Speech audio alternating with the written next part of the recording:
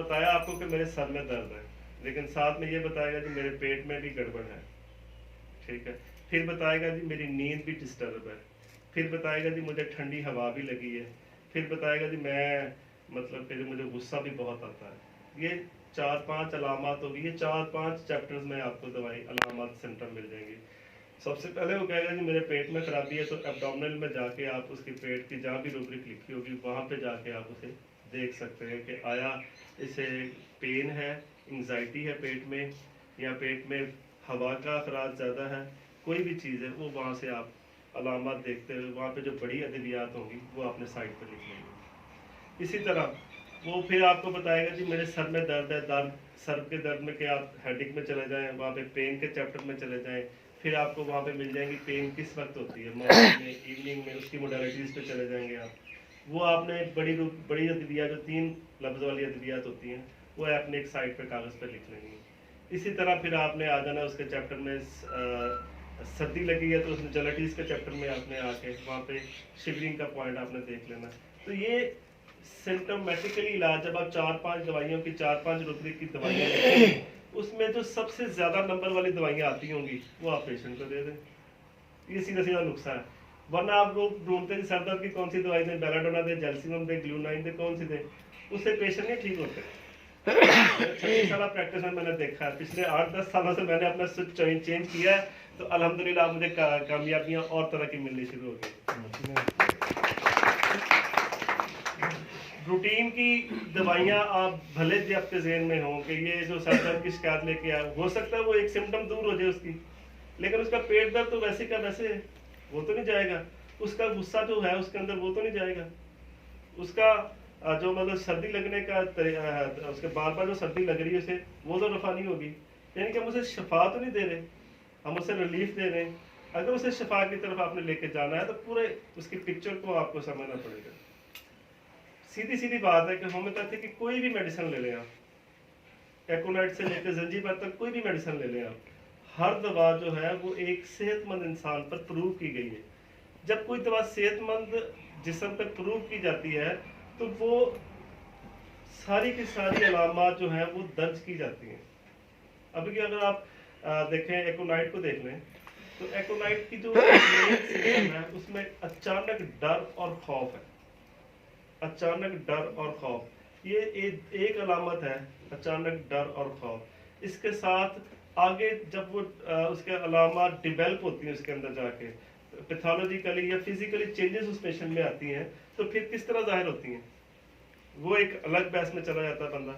जब आप उसकी डेप्थ में जाएंगे तो फिर आपको पता चलता जाएगा कि उसके खौफ की वजह से उसे शुगर होगी, उसके खौफ, अचानक खौफ की वजह से उसके किडनी फेल हो गए, अचानक खौफ की वजह से उसे हार्ट डिजीज होगी, अचानक खौफ की वजह से उसे ब्लड रिलेटेड डिजीज आ गई। तो हमें ये फिर जब पेशेंट पूरा पेशेंट बन के आएगा तब हम उसकी डेथ में जाते हुए उस पेशेंट की जो है वो हिस्ट्री देखेंगे, पूरी उसकी काज देखेंगे, ठीक है ना। तो फिर जाके हम उसे मुकम्मल शिफा की तरफ ले जा सकते हैं। ये मैं सारी बातें एक क्रॉनिक केसेस की तरफ आपको लेके जा रहा हूँ मैं, ठीक है ना। जो एक्यूट किस्म के केसेस होते हैं वो तो फर्दन अचानक आते हैं, 2-4 अलामतों पर दवाई आप कोई तजवीज़ करके दें, मरीज को शिफा हो जाती है इंशाल्लाह। तो लेकिन जब मरीज वो मुकम्मल अलामात का एक शिकार हो जाता है तब वो आपके सामने एक फिजिकली पैथोलॉजी और दीगर चेंजेस लेके आपके सामने आके बैठता है, तब आप उसको मुकम्मल मुआयना करेंगे। तो फिर आप रिपोर्टी का भी सहारा लेंगे, आप फिलासफी का सहारा भी लेंगे, आपको दीगर चीज़ें भी उसकी ऑब्जर्व करनी पड़ेंगी, फिर जाके जो मरीज़ है वो शिफा की तरफ लेते जा सकता है। इस तरह अगर हम मैंने जिक्र किया गुस्से का, हम सादा तौर पर समझ लेते हैं कि यार इस बंदे ने गुस्सा कर लिया हमारी किसी बात पे या किसी चीज़ पे गुस्सा कर लिया है, तो अब हम इसके सादा गुस्से पे क्या करेंगे। हमारे जहन में तो कोई आमतौर पर हम कोई दवाई नहीं देते सादा गुस्से या जहन पे तो नहीं, लेकिन उसके गुस्से का सप्रेस जब हो जाता है गुस्सा, तब उसके अंदर कौन सी चेंजेस आती हैं। खवातीन में मेंसेस चेंज सप्रेस हो जाते हैं, बच्चे को दूध जब वो पिला रही होती है तो वो दूध उसका खुश्क हो जाता है, उसके अंदर जो है वो सिस्ट पैदा होने शुरू हो जाती हैं जी, फाइब्राइड उसके अंदर पैदा होने शुरू हो जाती हैं।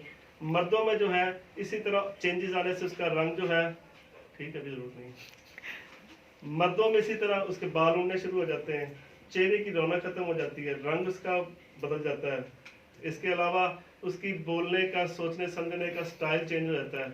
जब गुस्सा उसके अंदर आ जाता है तो फिर आगे जाकर डेवलप होता है, एंग्विश बन जाता है, फिर उसे ज़हनी जज्बाती हज़ियानी कैफियत उसमें आ जाती हैं।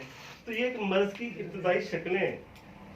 अगर हम गुस्से को ही अगर हम आज इस पर डिस्कस करते हैं, अगर गुस्से को ही समझें तो इसके अंदर कितनी सारी अलामत पैदा होती हैं, तो उसकी एक लंबी फहरिस्त है। ठीक है, गुस्से में ही फिर एंग्विश होता है, फिर डिल्यूजन में जाता है, फिर जो है मरीज मुख्तलिफ चीज़ों का शिकार होता चला जाता है। तो यहीं से इब्तदा मर्ज की शुरू हो जाती है। फिर उसे लाइलाज अमराज जो है वो आशिकार हो जाते हैं और मरीज जो है वो एक मुकम्मल जो है वो आपके सामने एक डगमगाती पिक्चर बन जाती है। गुस्से का जो पहला इजहार जो लोग वायलेंस कर लेते हैं ना, वायलेंस कर लेते हैं, वो लंबी और पेचीदा बीमारियों से बच जाते हैं। जो लोग गुस्से का इजहार कर लेते हैं, गुस्सा निकाल लेते हैं, वो लंबी और पेचीदा बीमारियों से बच जाते हैं। और जो लोग गुस्सा अपने अंदर रखते हैं, वो इंतहाई पेचीदा अमराज में मुब्तला होते चले जाते हैं और उनके अंदर नेगेटिविटी थॉट्स जो हैं वो बढ़ जाती हैं।